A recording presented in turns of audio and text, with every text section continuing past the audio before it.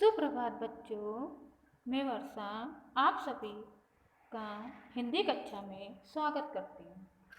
आइए आज हम लोग अपने पाठ्यपुस्तक रिमझिम से नया अध्याय पढ़ेंगे। अध्याय 9 माँ की बेबसी। बेबसी उससे पहले हम आपको कुछ अच्छी आदतें सिखाएंगे। आज के समय में पैसा हमारे लिए बहुत ही महत्वपूर्ण वस्तु है।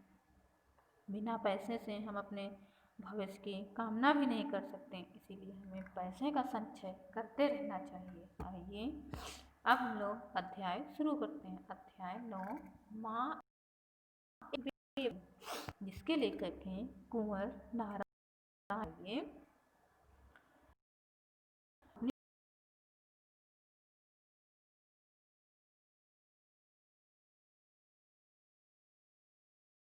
में आंखों के सामने कई चित्र बनते हैं।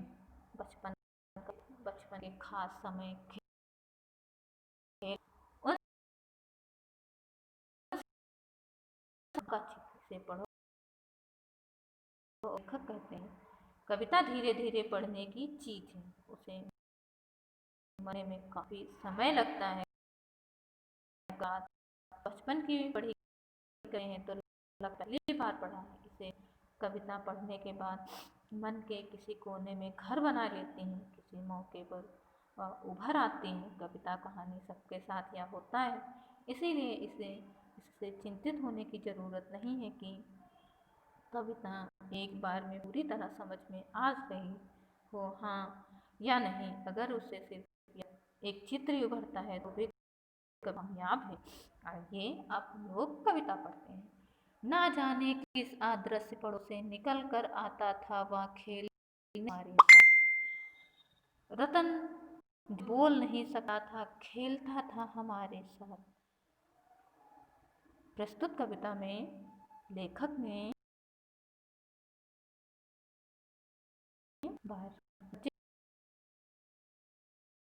जो बच्चे आपस में खेलते हैं वो कैसे होते हैं, उनका बचपन कैसे होता है।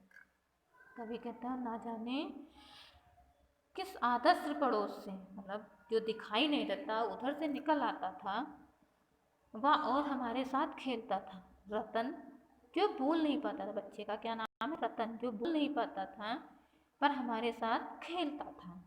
एक टूटे खिलौने की तरह, देखने में हम बच्चों की तरह था वह भी एक बच्चा, लेकिन हम बच्चों के लिए अजूबा था क्योंकि हमसे भिन्न था। बच्चे लेखक कहते हैं सारे बच्चे के माध्यम से जो बच्चा कहता है कि वो देखने में तो हम बच्चों की तरह था, ऐसा लगता था कि वो टूटे खिलौने की था तो बच्चा ही, पर एक अजूबा जान पड़ता था क्योंकि वह बच्चा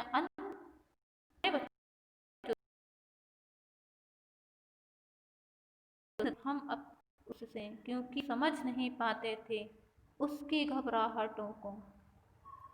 तो सब कहते हैं कि वो देखने में थोड़ा अजीब सा लगता था, इसीलिए हमारा मन भी उसको देखकर घबराहट होती थी और हम लोग उसकी घबराहटों को समझ नहीं पाते थे।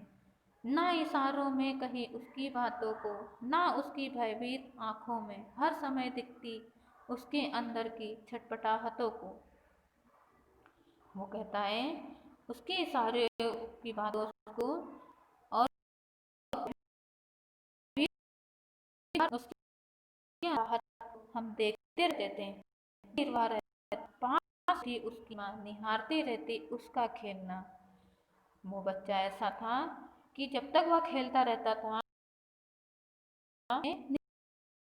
अब जैसे जैसे कुछ बेहतर समझने लगा हूँ उसकी भाषा जो बोल नहीं पाते हैं याद आती है।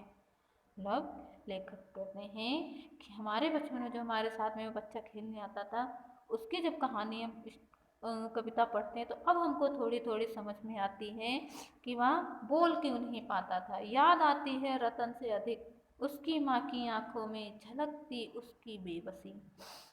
मतलब लेखक कहते हैं कि उस रतन से ज़्यादा उसकी माँ की आंखों में जो हमें उसकी बेबसी दिखती, मतलब बेबसी नज़र आती थी, वो झलकती थी, वो हमें याद आती है। लेखक ने यहाँ पे उस ऐसे बच्चे का मतलब उजागर किया है जो उनके साथ में बच्चे खेलते थे वो थोड़ा बच्चों से अलग था, बोल नहीं पाता है या देखने में कुछ अजीब सा। कभी कभी हमारे साथ भी ऐसी घटनाएं होती हैं कि कुछ बच्चे हमें, जैसे उनकी आंखें बड़ी हैं या लिप्स मतलब ओंठें ओंठ उनकी कटी फटी है, कुछ अजीब से, या कान बड़े, ऐसे बच्चों के बारे में उन्होंने बताया है। और जब किसी के ऐसे बच्चे होते हैं तो उनकी माँ अपने बच्चे को देखकर बहुत ही परेशान होती हैं और बेबस होती हैं, क्योंकि वह लाचार होती हैं। उस बच्चे के संघर्ष में उनका साथ देती हैं, पर वो कुछ कर नहीं पाती।